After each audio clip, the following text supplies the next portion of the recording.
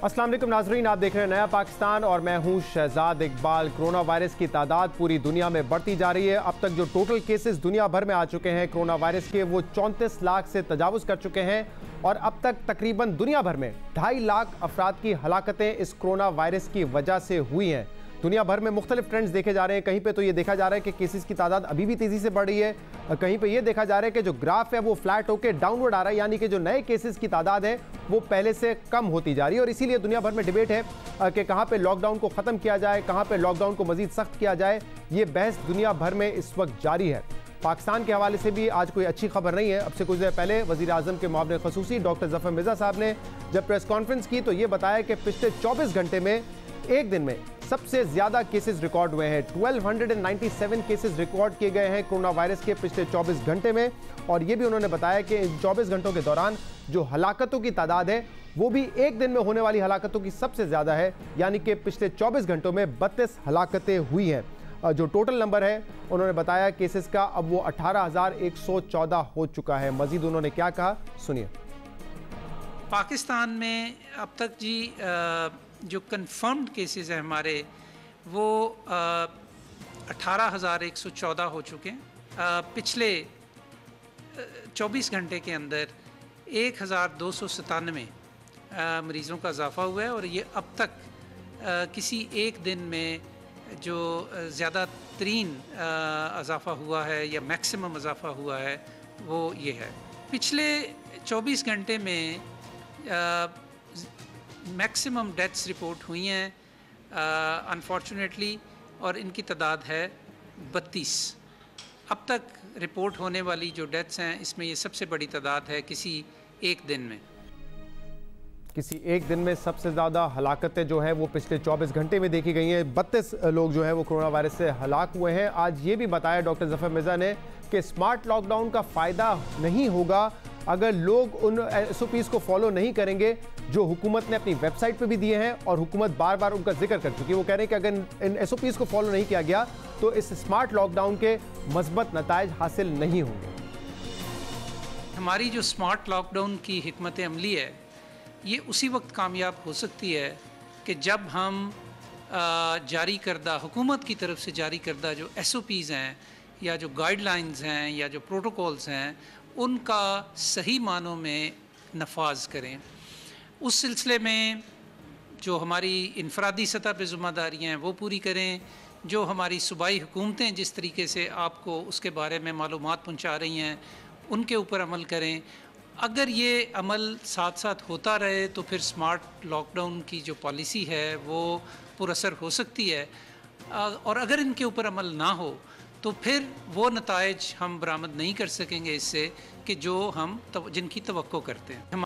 नताइज हासिल नहीं हो सकेंगे जिनकी तवक्कुआत हैं अगर उन गाइडलाइंस को फॉलो नहीं किया गया जो कि सूबाई हुकूमतों ने और वफाकी हुकूमत ने दी हैं। स्मार्ट लॉकडाउन के कोई मुस्बत नताइज हासिल नहीं होंगे अगर उन गाइडलाइंस को फॉलो नहीं किया गया।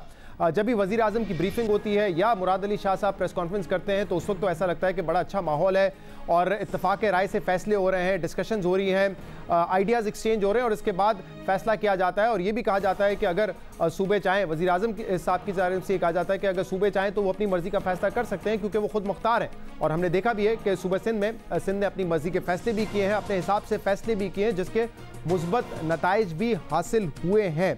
लेकिन पहले तो मामला स्ट्रेटजी पे था। जब टीवी पे आके तनकीद होती थी तो एक दूसरे की हिकमत अमली पे तनकीद होती थी कि इस वक्त लॉकडाउन में नरमी नहीं करनी है, या फिर वफाक की जानिब से ये कहा जाता था कि अगर सख्त लॉकडाउन होगा तो जो गरीब अवाम है वो बहुत ज़्यादा मुतासर होंगे, इसलिए लॉकडाउन में नरमी लानी है। तो ये जो मुख्तलिफ राय है, जो मुख्तलिफ स्ट्रेटजीज़ हैं, जो हिकमत अमली है, उस पर बात होती थी, उस पर तनकीद होती थी। लेकिन अब बात उससे बहुत आगे निकल चुकी है। अब डायरेक्ट इल्ज़ाम ये लगता है कि सिंध हुकूमत की वजह से वायरस तेज़ी से फैल रहा है। सिंध हुकूमत की जानिब से आज ये कहा गया कि वफाक की वजह से ये जो वबा फैली है पाकिस्तान में इतनी तेज़ी से, उसका जिम्मेदार वफाक है। और इसी किस्म के इल्ज़ामात आज दोनों तरफ से लगते रहे। हिकमत अमली पर बात हो रही थी और अब डायरेक्ट इल्ज़ामात लग रहे हैं। कहा जा रहा है कि 18वीं तरमीम की आड़ में चोरी की जा रही है। दूसरी तरफ से ये कहा जा रहा है कि वबा जो पाकिस्तान में फैली है उसका जिम्मेदार वफाकी हुकूमत है। ऐसा क्यों हो रहा है, इस पर बात करेंगे। हमारे साथ सिंध के वजीर तालीम सईद गनी साहब भी मौजूद हैं हमारे साथ, वफाकी वजीर अली जैदी साहब भी मौजूद हैं। आप दोनों का बहुत बहुत शुक्रिया। अली जैदी साहब, पिछले कुछ दिनों से तो हम सुन रहे थे तनकीद हिकमत अमली के हवाले से होती थी कि क्या बेहतर स्ट्रैटेजी होगी, लेकिन अब तो ऐसा लग रहा है कि पिछले एक दो रोज से तो हदें ही पार हो गई हैं। अब तो डायरेक्ट इल्ज़ाम लग रहा है कि कौन सी हुकूमत जिम्मेदार है इस वबा के फैलने की, और आज सिंध हुकूमत ने आपकी तरफ इल्ज़ाम लगाया कि वफाकी हुकूमत की नाअहली की वजह से ये वबा फैल रही है। माशाल्लाह शहजाद, पहले तो मैंने आपके जो प्रोड्यूसर से कहा था उनको जरा नेक्स्ट टाइम बता दीजिएगा कि मैं प्रोग्राम कैसे करूंगा। दूसरा ये कि अब आपने ले लिया है तो मुझे जरा ये बताइए कि ये तनकीद ये शुरू इन्होंने ये जो की हुई है तमाशा जो लगाया हुआ है, ये आप समझाएंगे 18वीं तरमीम में क्या है? हाँ, 18th अमेंडमेंट क्या है?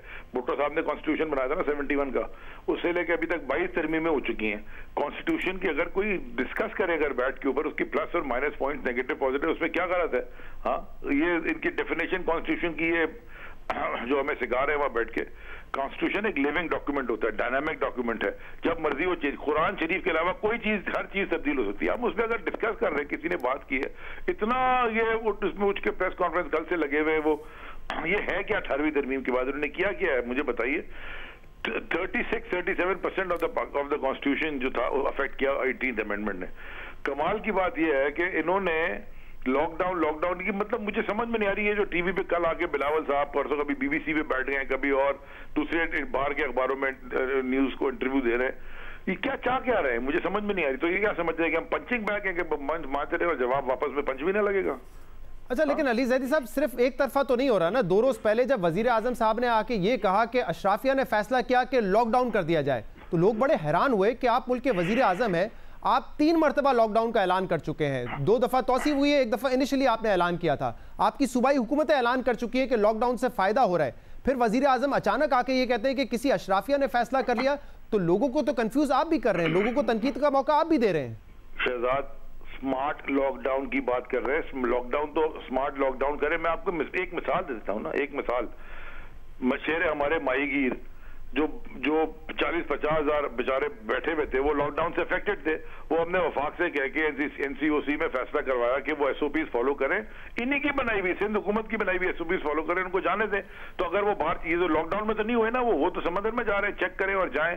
सो देयरफॉर स्मार्ट लॉकडाउन एक अलग चीज है, दुनिया भर में हो रहा है। ये मिसालें अमेरिका की और यूरोप की और वेस्ट की देते हैं, उनका इंफ्रास्ट्रक्चर हेल्थ देखा आपने कहाँ है, और हमारा क्या किया हुआ इन्होंने हेल्थ के इंफ्रास्ट्रक्चर का। मुझे तो स्मार्ट सर, अगर हमारा इंफ्रास्ट्रक्चर अच्छा नहीं है तो फिर तो ज्यादा एहतियात की जरूरत नहीं होनी चाहिए, फिर तो उतने ही सख्त लॉकडाउन की जरूरत होनी चाहिए ना, अगर हेल्थ सिस्टम हमारा अच्छा नहीं है तो। आप मुझे बताएं ना कि आप लोगों को भूख से मार दें,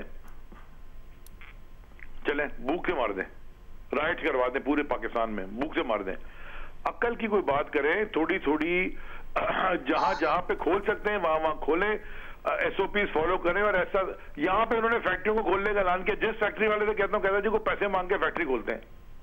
ये किसने कहा है आपसे? कराची की बात कर रहे हैं आप? मैं कराची की बात कर रहा हूँ, मैं कराची में हूँ। फैक्ट्री वाले ने आपको कहा कि पैसे मांगते हैं? बिल्कुल पैसे। कौन पैसे मांगते हैं? पूछिए पाकिस्तान में कराची के अंदर जो फैक्ट्री वाले आप लेना लाइन पे। मैंने तो बहुत सारे लोगों को लिया है अपने प्रोग्राम पे, आज तक किसी ने ये शिकवा नहीं किया। आपके सामने करेंगे शिकवा ताकि कल पैसे और मांगे और तंग करें उनको। तो आपके सामने शिकवा अगर किया है तो किसकी शिकायत लगाई है? कौन पैसे मांग रहा है? इसलिए नहीं उनको पता है क्या पैसे, हम पैसे नहीं मांगते, ये तो मांगते ही पैसे हैं ऊपर से नीचे। अली जैदी साहब, क्या किया, क्या आपको बताया गया फैक्ट्री मालिकान की जानिब से कौन पैसे मांग रहा है? बहुत सारे फैक्ट्री है एरिया, साइट एरिया में, नहीं, पैसे मांग कौन रहा है? अगर आप कह रहे हैं इनके लेबर डिपार्टमेंट वाले और ये जो फैक्ट्री एनओसी देने के लिए, फैक्ट्री खोलने के लिए मांगते हैं पैसे। कोई इनका कंट्रोल थोड़ी है यहाँ पे। 18वीं तरमीम के बाद कंट्रोल तो लेना, तालीम इनके पास, सेहत इनके पास, पुलिस इनके पास, लोकल बॉडीज इनके पास, इंफ्रास्ट्रक्चर डेवलपमेंट अंदर शहर का इनके पास, शहरों का हर चीज इनके पास, और ऊपर से रो रहे हैं कि आपने किया क्या, मुझे बता देना भाई। अच्छा, मैं इस बात, ये बड़ी अहम बात आप करें, क्योंकि मैंने सोशल मीडिया पे ये बातें तो सुनी थी, लेकिन एक वफाकी वजीर अगर ये आके बात कर रहा है कि उसको मालिकान ने बताया, फैक्ट्री मालिकान ने, तो ये बड़ी अहम बात हो जाती है जिसका जवाब देना जरूरी हो जाता है। सईद गनी साहब, पहले तो मुझे इस मेरे बुनियादी सवाल का जवाब दे दें कि आप हिकमत अमली में तनकीद करें, समझ आती है, दुनिया भर में हो रही है डिबेट, लेकिन ये कहना कि एक हुकूमत की वजह से ये वबा पूरे मुल्क में फैली है, उनकी नाअहली, ये बहुत ही संगीन इल्जामात है। क्या नौबत अब यहाँ तक आ गई है, बिल्कुल राब्ते खत्म हो गए हैं वफाकी हुकूमत से सूबाई हुकूमतों के? क्योंकि अगर ये माहौल रहेगा तो बातचीत तो नहीं हो सकती फिर आगे। शहजाद, मैंने ये बात पहले भी कई मरतबा कही है कि शुरू में कोई तकरीबन 1 महीने तक हम कोशिश करते रहे कि कोई ऐसी चीज़ पैदा ना हो, और हमारी ख्वाहिश थी कि एक कंसेंसस हो कोरोना के इशू पर, और जो भी पॉलिसी बने उसमें साथ चले। 26 फरवरी को जब पहला केस आया तो पता चला कि वो जो पैसेंजर था वो ईरान से आया था, ज़ियारतें करके उस फ्लाइट पे आया था। 27 को हमने टास्क फोर्स बनाई। उसके 1-2 दिन बाद हमने ये कहना शुरू किया कि जो फ्लाइट्स आपकी आ रही हैं बाहर से, और कई ममालिक में हो चुका था कि आप फ्लाइट्स को रोकें या कम से कम स्क्रीनिंग जो है वो प्रॉपर जो है वो करना शुरू करें आप। लेकिन ना फ्लाइट्स रोकी गई, ना स्क्रीनिंग का काम। वो जिस तरह स्क्रीनिंग हो रही थी सबको पता है, वो आखिर में मजबूरन सिंध हुकूमत को अपने लोग लगाने पड़े कराची एयरपोर्ट के ऊपर, हेल्थ डिपार्टमेंट के, जिन्होंने जाकर प्रॉपर स्क्रीनिंग की, जिन्होंने पैसेंजर्स का डेटा लिया और उसके बाद उनको फॉलो भी किया। तो लाखों लोग हैं जो एग्जैक्टली मेरे पास अमाउंट की फिगर नहीं होती, 4 लाख से ज्यादा अफराद हैं जो पाकिस्तान में बहुत सारे ममालिक से आए हैं। अच्छा, पहले तो हम ये समझते थे कि शायद ईरान से जो लोग आ रहे हैं उनमें, लेकिन बाद में पता चला कि यूरोप से जो सही साहब, मैं आपसे एक रिक्वेस्ट करूंगा, थोड़ा सा इसको फास्ट फॉरवर्ड करके आगे आ जाए। इस वक्त मसला क्या है, एतराज क्या है आपका वफाकी हुकूमत से, जिसकी वजह से आप इस हद तक तनकीद कर रहे हैं कि वबा फैलाने में इनका अहम किरदार है? शहजाद, आप मुझसे पूछ रहे हैं ना कि हम क्यों कह रहे हैं कि वफाकी हुकूमत की वजह से, वही तो वजह मैं आपको बता रहा हूँ कि 4 लाख लोग मुख्तलिफ ममालिक से पाकिस्तान में आ गए, और उन तमाम मुसाफिरों को ना प्रॉपर स्क्रीन किया गया, ना उनको फॉलो किया गया, ना उनका डेटा लिया गया। और उनमें खदशा ये है कि बहुत सारे लोग ऐसे थे जो इन्फेक्टेड होकर आए थे, जहाँ से वो आ रहे थे, यूरोप से आ रहे थे, सऊदी अरब से आ रहे थे, ईरान से आ रहे थे, उनके अंदर ये वायरस था। अब ये समझ से बाहर है बात। मैं आपको एक सिर्फ मिसाल दे देता हूँ कि हमारे पास कोई आज से 7-8 दिन पहले जो इम्पोर्टेड केसेस थे, जो बाहर से ट्रेवल करके आए थे, वो 47 थे, और लोकली ट्रांसमिटेड 750 थे। आप मतलब डिफरेंस देख लें। पंजाब में जो बाहर से आए हुए थे वो 800 से ज्यादा थे, और लोकली ट्रांसमिटेड 68 थे। अब ये ऐसी बात थी जो हमारी समझ से बाहर थी। चीफ मिनिस्टर साहब ने कई मीटिंग में बात रेज की, अल्लाह करे कि बात आपकी ठीक हो, लेकिन ये बात समझ में नहीं आती है कि 68 लोग आपके लोकली ट्रांसमिटेड हैं, 800 लोग आपके बाहर से आए हुए हैं। इसका मतलब ये था कि आप प्रॉपरली कॉन्टेक्ट ट्रेसिंग नहीं कर रहे हैं लोगों की जिनके अंदर ये वायरस आ रहा है, जबकि हमारे यहाँ काम उल्टा था कि हम उनको ट्रेस कर रहे थे। मुझे ये बता रहे हैं कि इस वक्त जो आप बात कर रहे हैं, जो तल्ख लहजा हो गया है, वो इसलिए हुआ है क्योंकि मार्च में क्या गलतियां की गई थी। अब मई में आके हम वो डिस्कस करेंगे कि मार्च में क्या गलती की गई थी। शहजाद, आप आज मुझसे आप ये पूछ रहे हो कि हम ये क्यों कहते हैं कि वफाकी हुकूमत की वजह से वायरस वो तो पुरानी बात हो गई ना, लेकिन आज आप ये बात कर रहे हैं। मैं तो 15 अप्रैल को सुन रहा था मुराद अली शाह साहब को, चीफ मिनिस्टर मुराद अली शाह साहब ने 4 मरतबा तारीफ की कि वजीर आजम साहब ने बड़ी बेहतरीन तरीके से हमारी बात सुनी, इत्तेफाक के राय से फैसले हुए। ये माहौल था ना। आज आप तनकीद कर रहे हैं, कह रहे हैं वो देखें 15 मार्च को क्या किया था उन्होंने। मैंने आपको अभी शुरू में कहा 1 महीने तक मैंने भी तारीफ की है, हालांकि बहुत सारे इश्यूज थे, लेकिन हम चाहते थे कि चीजें साथ चलें। लेकिन अगर दूसरी तरफ से रवैया मुख्तलिफ होगा, और जो हम एक कंसेंसस बनाने की कोशिश कर रहे हैं उसको तार करने की कोशिश की जाएगी, लोगों को मिक्स मैसेजिंग दी जाएगी, कोशिश ये होगी कि किसी तरह से लोग कंफ्यूज रहें, तो जाहिर है कि हमने कहीं ना कहीं तो लोगों को बताना कि हकीकत क्या है। अब ये लोग कंफ्यूज वजीर आजम के बयानी की वजह से हो रहे हैं या आपकी परफॉर्मेंस की वजह से हो रहे हैं? क्योंकि वो कह रहे हैं, अभी आपने सुना, वो कह रहे हैं कि फैक्ट्री मालकान ये कहते हैं कि हमसे पैसे मांगे जाते हैं, फैक्ट्री खोलनी है तो पैसे दो। ये सोशल मीडिया पे तो इस तरह की अफवाहें गर्दिश कर रही थी, कभी मैंने प्रोग्राम में बहस नहीं की, लेकिन आज एक वफाकी वजीर ये बात कर रहा है। मैं कोई इल्जाम नहीं लगाऊंगा, मेरे पास कहने को बहुत बातें हैं, लेकिन जो आपने सवाल पूछा है मैं उस पर सिर्फ जवाब देता हूं आपको। मैंने खुद बजाते खुद एम्प्लॉयज फेडरेशन ऑफ पाकिस्तान के प्रेसिडेंट को कॉल की जब भी हम सारी प्रोसेस कर रहे थे। मैंने उनको कहा कि अगर आपको कोई हमारा ऑफिसर या कोई और आदमी आपके पास आ जाए कि जी हमें पैसे देने में काम कर, आप मुझे उसका नाम बताइएगा, हम उसके खिलाफ एक्शन लेंगे। मैंने अपने सेक्रेटरी को कन्वे किया कि आप नीचे स्टाफ को सख्ती से कह दें अगर किसी की कोई शिकायत आई कि जी वो पैसे लेने में मुलविस हैं तो हम उसको छोड़ेंगे नहीं, बड़ी सख्त कार्रवाई करेंगे। मुझे एम्प्लॉयज फेडरेशन ऑफ पाकिस्तान के प्रेसिडेंट ने यह कहा कि हमारे पास कोई शिकायत नहीं है, लेकिन हमने रिटर्न में सबको अपनी जो एसोसिएशन को भेजा है कि अगर कोई ऐसी शिकायत हो तो हमें कन्वे करें। अली जैदी साहब कह रहे हैं कि शिकायतें आती नहीं है ना, खुल के लोग सामने नहीं आते, वरना उनको और अजियत का निशाना बनाया जाएगा। फिर मेरी बात सुने ना, मेरी बात सुने। अच्छा, हमने उनको उन्होंने कहा हम दोबारा भेज देते हैं। अच्छा, बड़ी दिलचस्प बात यह है, आप एक काम करें, पंजाब में भी लोगों को इंडस्ट्रीज खोलने की इजाजत दी गई है और सूबों में भी होगी, सूबा सिंध में भी होगी। सबसे सख्त जो एसओपीज हैं वो सूबा सिंध के हैं। भाई पैसे किस चीज के लिए लेंगे? हम आसानी पैदा करने के लिए लेंगे ना। ये वाहिद सूबा है जो मालिकों को कह रहा है कि आप अंडरटेकिंग तो लिखकर हमें कि आप एसओपीज को फॉलो करोगे और इसकी अगर वायलेशन होगी तो मालिक खुद जिम्मेदार होगा।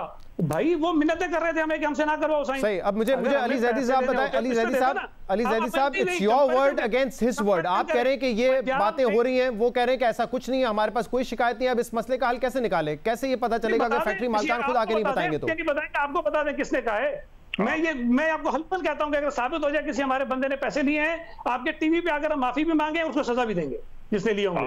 आप शहजाद जाके ना इंडिपेंडेंटली खुद जाके पूछिएगा फैक्ट्री के मालिकान से, एसोसिएशन में जाइए, आप कराची जब भी तशरीफ लाइएगा या फोन कर लीजिए, उनसे खुद पूछ लीजिएगा, साइट एसोसिएशन, कार्टी एसोसिएशन, पूछ लीजिएगा आप जाके, खुद जाके पूछ लीजिएगा। आप उसको बुला लीजिएगा, वो जो केपीटी के चेयरमैन थे उनको बुला लीजिएगा, जरा पूछ लीजिएगा उनसे भी। हाँ बता दें केपीटी के चेयरमैन, क्या केपीटी के चेयरमैन ने किया है, बताइए क्या किया।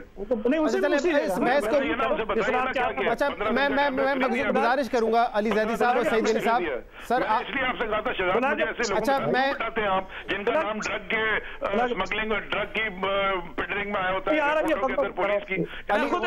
अच्छा अली जैदी साहब एक सेकंड, अली जैदी साहब एक सेकंड, बाहर क्यों है सुने, अच्छा नहीं लगता इस माहौल में जब डॉक्टर जफर मिर्जा ये बता रहे हो कि आज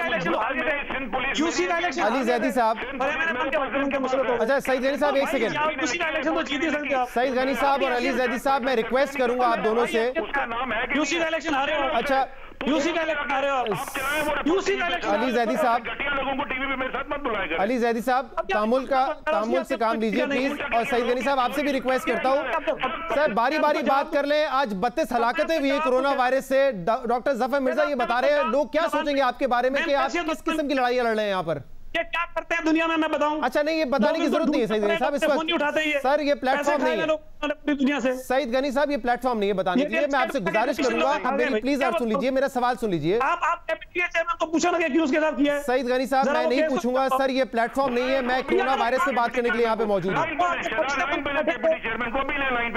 सर, मैं नहीं लूंगा ना उनके कहने पे मैं आपसे ये सवाल करूंगा ना आपके कहने पे केपीटी चेयरमैन को लूंगा, ये मेरा मौजू नहीं है। खुदा के वास्ते लोग इस वक्त सुनना चाहते हैं कि ये मसला क्या है, इस मसले को हल कीजिए।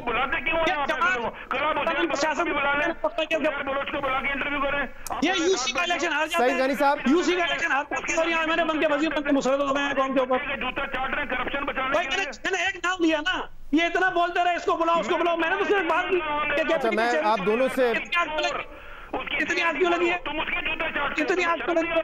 अच्छा सही है, मेरे ख्याल से इस डिस्कशन का कोई फायदा नहीं। आप दोनों का बहुत बहुत शुक्रिया, आप प्रोग्राम में तशरीफ लेकर आए। अली जैदी साहब आपका शुक्रिया, सईद गनी साहब आपका भी शुक्रिया। मैं चाह रहा था कि हम बात करें कोरोना वायरस के हवाले से, इस वक्त अगर कोई इख्तलाफ है तो उसकी वजह क्या है, इसको सॉल्व करना जरूरी है, क्योंकि जब आप लोग बैठते हैं national command and operation centre में तो ऐसा लगता है कि बड़ा अच्छा वहां पे एक इत्तेहाद है, यूनिटी से फैसले हो रहे हैं, इख्तिलाफ राय के बावजूद जो है एक कोऑर्डिनेशन कम्युनिकेशन नजर आ रही थी, लेकिन जो माहौल इस वक्त है उसके बाद पता नहीं ये कोऑर्डिनेशन और कम्युनिकेशन किस हद तक जारी रहती है। मैं चाह रहा था इस पर कोई मुस्बत बात हो जाए, लेकिन हमेशा की तरह शायद ऐसा ही होता है कि एक दूसरे पर इल्जाम लगाने आ जाते हैं और जो कोरोना वायरस जैसा संजीदा इशू है उस पर बात नहीं हो सकती।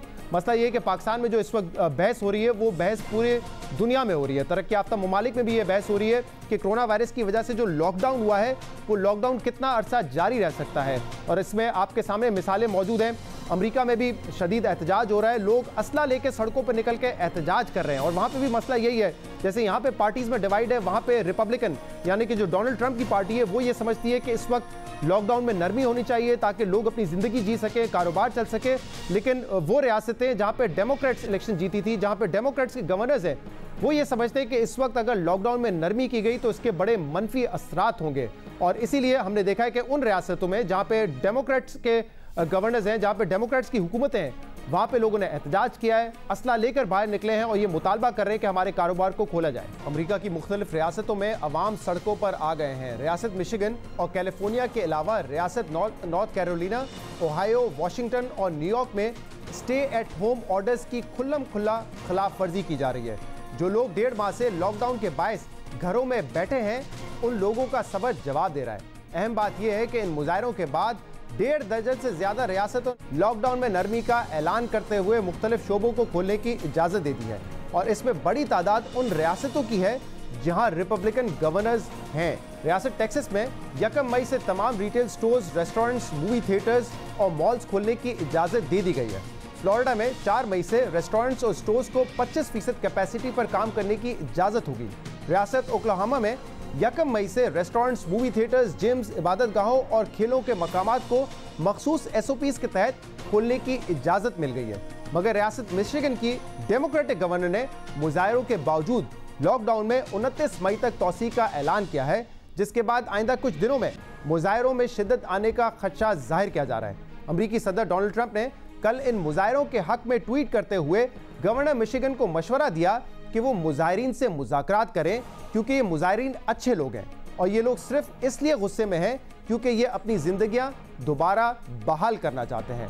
मगर गवर्नर मिशिगन का मौक़िफ़ ये है कि रिपब्लिकन्स लॉकडाउन में नरमी का मुतालबा करके मजीद जिंदगियों और रोजगार को खतरे में डालना चाहते हैं, मगर वो ऐसा होने नहीं देंगी। ट्रंप के नाक़दीन कहते हैं कि अमरीकी सदर डोनाल्ड ट्रंप खुद लॉकडाउन में नरमी चाहते हैं, इसलिए वो जानबूझकर इन रियासतों में मुजाहिरों को बढ़ावा दे रहे हैं जहां पे डेमोक्रेटिक जमात से ताल्लुक रखने वाले गवर्नर्स लॉकडाउन के हक में हैं और वो लॉकडाउन में नरमी के इस वक्त खिलाफ हैं। इसलिए इस पूरी सूरत हाल में डोनाल्ड ट्रंप पॉपुलर लाइन लेकर नवंबर में होने वाले इलेक्शन में भरपूर सियासी फायदा उठाना चाहते हैं। अमरीकी सदर और डेमोक्रेट्स में कोरोना वायरस को लेकर सियासी पॉइंट स्कोरिंग जोर पकड़ती जा रही है। इसके अलावा अब इस वायरस को लेकर चीन के खिलाफ बयानबाजी भी अमेरिका की सियासत का अहम जुज़ बनती जा रही है और इस बयानबाजी को भी अमरीकी इंतखाबात से जोड़ा जा रहा है। हैरानी की बात यह है कि कोरोना वायरस से अब तक दुनिया भर में तकरीबन 2.5 लाख जानें जा चुकी हैं। दुनिया भर में कोरोना वायरस की केसेस की तादाद 34 लाख से तजावुज़ कर चुकी है, मगर अमरीकी सदर ये समझते हैं कि कोरोना वायरस चीन के शहर वुहान की लैब में बनाया गया और चीन ने इस वबा को सिर्फ इसलिए बेकाबू होने दिया क्योंकि चीन आइंदा इंतखाबात में उनको हारता देखना चाहता है। 3 रोज पहले रॉयटर्स को इंटरव्यू में अमरीकी सदर डोनाल्ड ट्रंप ने कहा कि बीजिंग उनकी शिकस्त के लिए किसी भी हद तक जा सकता है, मगर वो भी चीन को टक्कर देने के लिए मुतअद्दिद ऑप्शंस पर गौर कर रहे हैं और वो भी इस हवाले से बहुत कुछ कर सकते हैं। न्यूयॉर्क टाइम्स की खबर के मुताबिक डोनाल्ड ट्रंप इंतजामिया अपनी खुफिया एजेंसीज पर जोर डाल रही है कि वो इस बात के सबूत ढूंढें कि कोरोना वायरस वुहान की लैब में कैसे बनाया गया। अमेरिका में जहां इस वबा पर काबू पाने की कोशिश की जा रही है, वहीं इस वबा को लेकर सियासत भी जोर पकड़ रही है। बिल्कुल इसी तरह पाकिस्तान में भी वफाक और सूबाई हुकूमतें वबा पर काबू पाने के लिए अपनी अपनी कोशिशें कर रही हैं, मगर इस वबा को लेकर सियासी पॉइंट स्कोरिंग भी जोर पकड़ती जा रही है। प्रोग्राम में शामिल करेंगे एक ब्रेक, इसके बाद हम मजीद बात करेंगे एक और अहम इशू पर। हमारे साथ रहिएगा।